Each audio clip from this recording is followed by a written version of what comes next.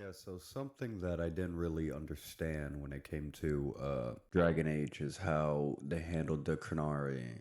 The Qunari have always had a sort of they've always gotten a raw deal because in the first game they were supposed to be this really sort of alien race where their whole society is based on the teachings of the Qun, and it's like, well, what is the Qun? Is it a form of government? Is it a religion? Is it a philosophy? Like, what is it?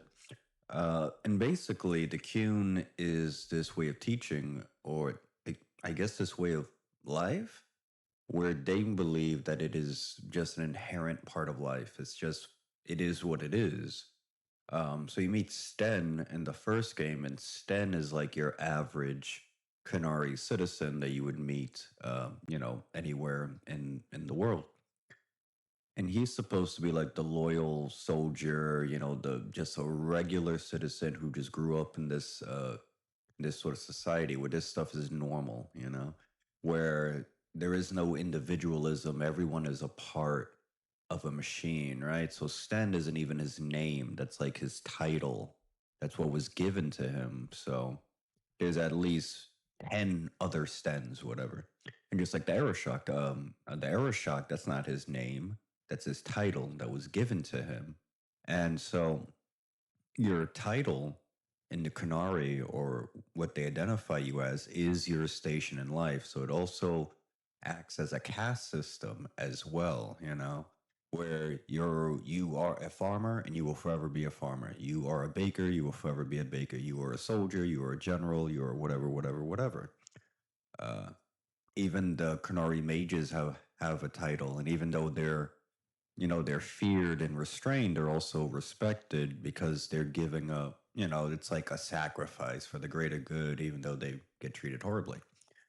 Um, so you had Iron Bull, and Iron Bull, he's a bit more in the middle. He's like a spy who owns his own mercenary, owns, who runs his own mercenary group as they travel around, Thedas and, whatever, whatever. And his whole deal is that he's kind of caught between worlds. He's caught between his loyalty to the Qun and his way of life, his, like everything that makes a Qunari. He still believes in that, but he's been too exposed, it seems. He's grown too attached to the outside world, to this level of freedom, because you can clearly see that he's completely different from other Qunari. The way he speaks, the way he acts, the way he jokes. He's also very intelligent too, and you can see how he's kind of caught caught between two worlds, sort of like Worf. Like Worf in Star Trek.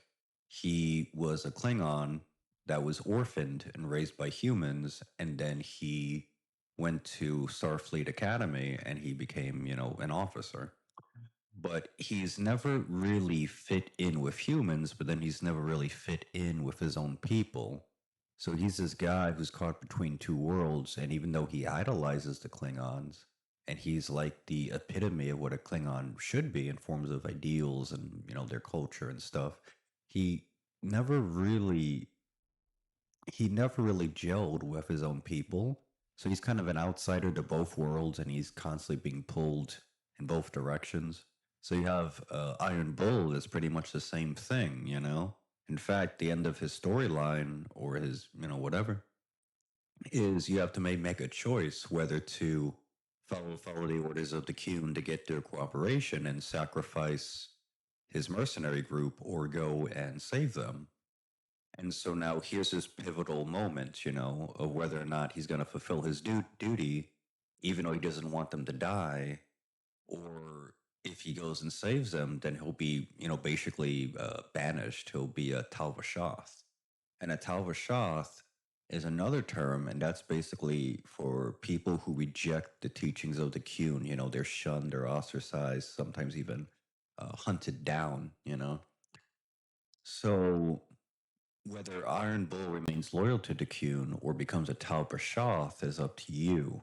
So if Sten is the regular person, or regular citizen of the Qunari, where your indecision can help influence him and make him think about, these beliefs and these teachings and this way of life, that he's lived through. An Iron Bull, whether to be like, embrace his individualism and protect this team that he formed and he cares about. Well, that's where you bring in Toth. Now, Tash. What's her dumb name? Tash, Trash. I don't know. So her problem, and this is something that I'm just gonna make a rewrite of, basically, because her character is stupid. What I would have liked to see is if Sten is your regular citizen, and if Iron Bull is someone that's caught between two worlds, right? Well, then you have the Aeroshock. Before I get into Toph, now the Aeroshock, he's like the epitome of leadership, and he has his own things. But depending on how you play the second game, you can gain his respect and you kind of understand the Qunari a little bit more, and how frustrated he is. And actually, he's actually not the aggressor. The entire city has been the aggressor towards the Qunari, and they keep poking and poking and poking and poking. And then he says, he basically had enough, so like he snaps and he attacks the city. If he still wants to complete his mission, his secret mission that he's been, trying to accomplish for the past 5 years. But he's like, you know what? I'm gonna bring order to this city, and then I'm gonna accomplish my mission, which is whatever. So then you have, going back to Tosh. Now all these Qunnaris, they have a clear identity, a clear motivation, and you understand them more and more as the game progresses and as you choose to interact with them and sort of alter their stories a little bit. Uh, so with Tash, what I would have liked to see if Sten's the regular guy and Iron Bull's someone caught between two worlds, right? And if the Aeroshock represents like the authority of the Qun, then Tash should have represented the Talvashoth. That just makes sense to me. So we would have gotten to see how the Talvashoth live, because even in the third game, you can choose to play as a Qunari. And when you go to whatever, the fancy place, um, you actually get a little negative in stats because all the rich nobles of Valrayo, can't say that word. They basically view Qunari as bulls, as savages and whatnot. So that's a little bit more, tidbit, a little bit more world building. So it doesn't matter if you're a Talvashoth or a member of the Qun, they see you the same. You are just an ignorant, savage, brutish creature. So if Tosh, whatever her name is, what I would have liked to see is I would have liked to see where are the Talvashoth? You don't know how they live. We barely know how the Qunari live unless you read extended lore and whatnot. But for the Talvashoth, well, it would have been cool to see in the game. For example, are the Talvashoth nomadic? Do they travel from land to land, kind of like the Dalish elves? Because you have the city elves and the elves that have sort of adjusted to society, even though most of them are treated badly. You have the Dalish clans that are kind of nomadic and they live in the wilderness and they try to stay, you know, uh, tied to their traditions. And then you have the Talvashoth. Well, are they like the Dalish elves? Do they run around, the forest and, travel from place to place? Do they do odd jobs and then they just pack up their stuff and go and move on to the next place? Do they travel on ships? Or do they make their own communities? Like, is there a campsite somewhere in the mountains where all the Talvashoth hang out? Is there like some clan of banished, Talvashoth Kunari that are chilling somewhere? Or do the Talvashoth, or do most of them, like, for example, do they set up in a town and live there, right? Well, but then it's like, okay, so they get banished and they're sent off somewhere, but then it's like, well, where do they live? You know what I mean?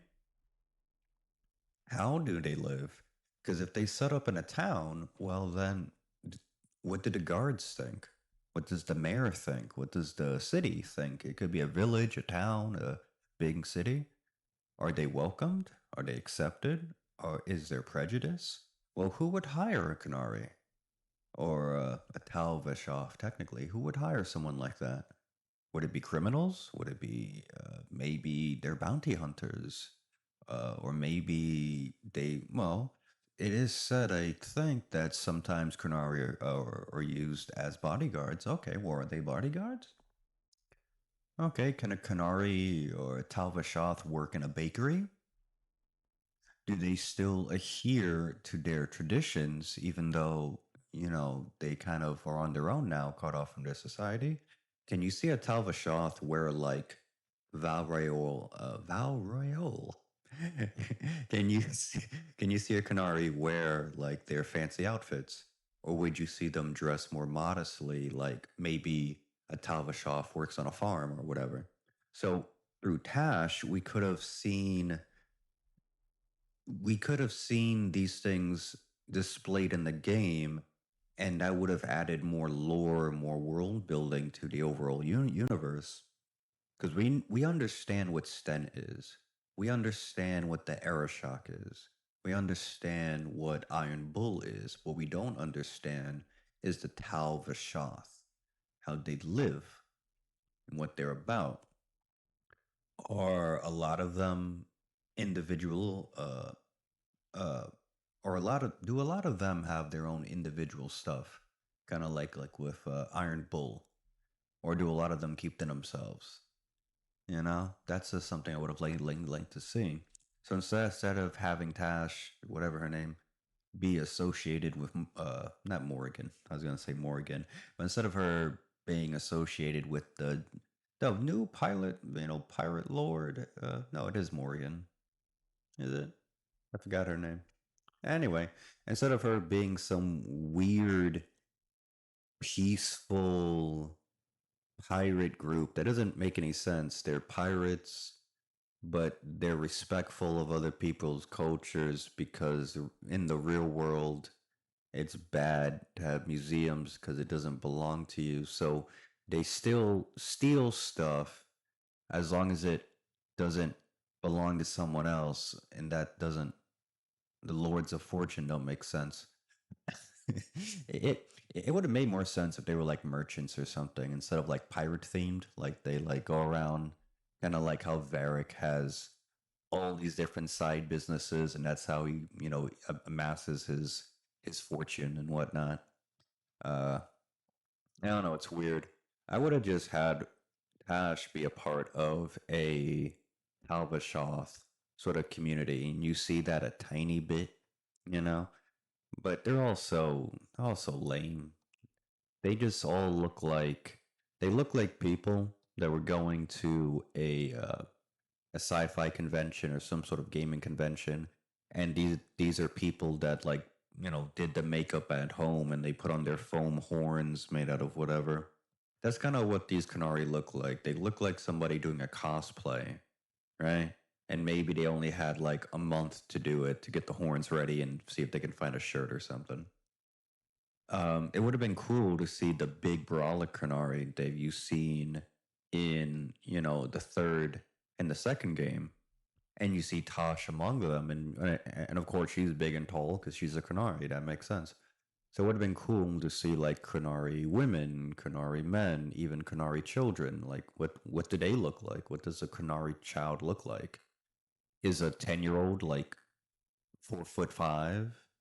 Is a 7-year-old like 5'7"? I don't know. I don't know.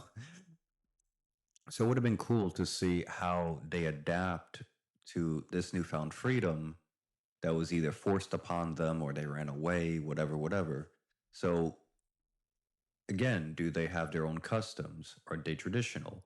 Would you see a Talvashoth home have like Treventer tapestries, or like maybe not tapestries, but just little odds and ends that kind of display where they've been, or can they adapt to the culture? I don't know. You don't see them because they don't want to write. about the Qunari or put him in the games as much because I guess that's too much work. Yeah, so with Tash, what I would have liked to see, just to go over it, right? Number one, don't put her with the Lords of Fortune or whatever that stupid pirate group is. Put her either on her own, being a nomadic, like, oh, I heard there's a dragon slayer. And also, one other thing about her being a dragon slayer that's stupid. She's a dragon slayer who doesn't kill dragons, who is like, oh, she's like their protector or something. And that's kind of lame because then that means your moniker is wrong. You're not the dragon slayer. You're like the dragon babysitter. You know, it's like oh, she kind of like oh well, they're more scared of you than you are of them. It's like yeah, that thing's like it's like a 20-foot tall dragon that breathes fire. I'm not no. Also, also get rid of that thing where she's like part dragon because that's stupid too. That's stupid. So yeah, make it so number one, she's just on her own doing her own nomadic thing, and maybe she does fight dragons for like fun or for challenge or something, and maybe she like is a bounty hunter, basic, simple. While she's traveling around, it's like, hey, is there somebody that needs killing or someone that needs capturing? Because then that would kind of play into her whole tracker, forest dweller, warrior type of thing where she's amassing all these skills for a reason. And she's so good at it and that she killed a dragon by herself or something, make it something cool. Or you have her in a community of other Talbashoth and we can go there and we can see in the game how they're living, right? And maybe there are other races there too. Maybe they trade with the Dalish because they're both kind of in the same boat. They're both kind of outsiders to the societies around them. Or maybe, oh, anyway, number two, get rid of her stupid dragon powers. That's dumb. Number three, uh, just basically just rewrite her whole storyline instead of her whole thing being about her gender identity. Just make it like Worf. Make it like Worf or like Iron Bull, where she's also struggling with. I don't know what I'm supposed to be. Am I supposed to be a human? Am I supposed to be an elf? Am I supposed to be a dwarf? I'm not a Qunari. So what am I? You know what I mean? So instead of rooting her identity in, well, I'm actually non binary or I'm whatever, pansexual, whatever her, you know, it could have been like, where do I fit in society? My homeland of the Qun, I don't have access to it. In fact, I've never been there, because that's like her whole deal. She left when she was a baby. Okay. So I can't go back just because I was born and I was brought here. So I'm just cut off automatically from my people. So her whole thing where Sten was very sure of himself, but you can, question his beliefs, you know? Because Sten in the first game he says something like, if you take a turtle and you remove its shell, is it, it's still a turtle. It doesn't matter. You can, take its shell and smash it on the ground, but it's still a turtle, and nothing can change that. So Sten was very sure of what he was, but you can question him here and there. The Arashok was like the authority, the respected, the feared, the powerful, But he wasn't some mindless brute, but he was very also reassured and represented the authority of the Qun. Iron Bull was caught between two worlds of what he valued more, and you can help him make that choice. Taash is just not interesting. So instead of make her struggle, where do I fit in society? Where can I call home? Or will I always be a nomad? Do I like being a nomad? Should I settle down in a farming community? Should I keep being for lack of a better word, for a gun for hire? I know I'm not going to, what's that? What's that place? The one with the Tevinter, yeah. Yeah, I'm not going to Treventa. They're like blood enemies of the Qunari or something, you know? So, yeah, that's not very good. I just think that would have been more interesting and brought a bit more weight and more resonance and emotional connection with her character. Because now her story is very, very relatable. Where, where do I fit in society? Should I be a baker? Should I be a bounty hunter? Should I go to a community college? Whatever, whatever. And these are things that people, question and, work throughout all their lives, you know? A sense of purpose, a sense of belonging, a sense of, family. And so by recruiting her and kind of having her be a part of this group that's consistent of different races and also different backgrounds, you got an assassin, you got a dwarf, you got a whatever, whatever, that could have helped Tosh make a decision on, do I want to be a part of the world? Do I want to do my own thing? What kind of life can a Qunari have outside of the Qun? And she's been on her own for a long while, so that doesn't mean that she stopped having these questions, but maybe her being on her own is a result of her not finding an answer to these questions. And I think that would have been much more interesting. And then you could have had her mother. You could have had it so she is basically kind of like her rope, like she's like her tether, her one point of consistency. And now that you can change it to where somehow her mother dies or something. And now that her mother's gone, this one consistent tether, this one grounding force in her life, what does she do now?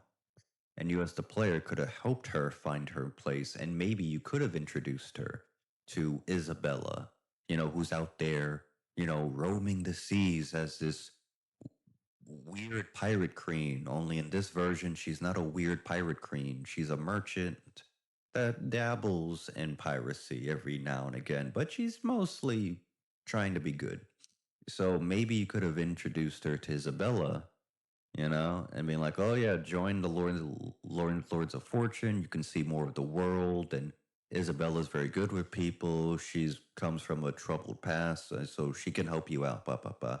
And that would have been very nice, having Tosh decide whether or not she wants to literally sail off into the sunset, into this unknown world that now she's actively saying, you know what, I'm gonna actively be make choices. I'm gonna be an active uh, member in the world. I'm trying to think of the phrase, basically, right? Yeah. So in my version, Tosh, you know, has to find her place, and maybe she does find it, and maybe she sails off with Isabella, and she goes off to parts unknown to really engage with the world, to really discover more of it and learn more, and say, you know what, I will find a place. That sounds kind of nice and sweet. That sounds sweet. You got this 7 foot tall buff woman being all nervous, like, well, I don't know what I'm doing. And like, okay, that's kind of cute, and then she could have, whatever. That's much more relatable than, yeah, I'm non-binary. That's stupid. That's so stupid. But anyway, yeah, that's just my 2 cents. Sten was cool. Lion Bull was cool. The Aeroshock was cool. Where were the Talvashoth? Anyway, that's just my 2 cents on the Veil Guard. Oh my god. I'm just rambling, and this was not scripted in any way. I'm just going right off the dome. Uh, but it would have been funny to see a Talvashoth community in the game where you go to try and track down Tash, Tosh, whatever her name is, and you see like this 8 foot buffed out Qunari dude, and he's just like making like oatmeal or some stupid crap. you know, because this is how they live. So it's kind of like you would have been, it would have been this slightly jarring thing where you kind of see, well, how are they living? You know, did they build huts? That would have been cool. Anyway, that's just my 2 cents. Okay, peace out.